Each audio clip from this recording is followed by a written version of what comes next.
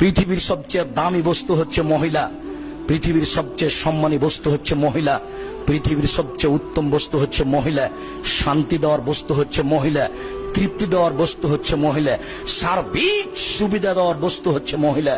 মহিলাই সারাদিন রান্না বান্না করার পরে কারেন্ট না থাকলে আপনাকে বাতাস পাখাতে এক হাতে বাতাস করে আর এক হাতে খাদ্য পানি আপনার মুখে তুলে দেয়।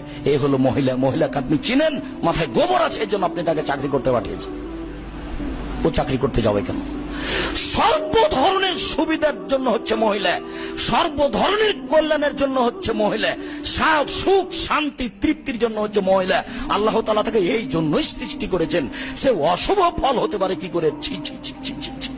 মানুষের আচরণ, মানুষের চরিত্র, মানুষের জ্ঞান গরিমা নিচে নামতে নামতে এত খারাপ হয়ে গেছে, অশুভ কাজটাকে নিয়ে চলে গেছে মহিলাদের কাছে।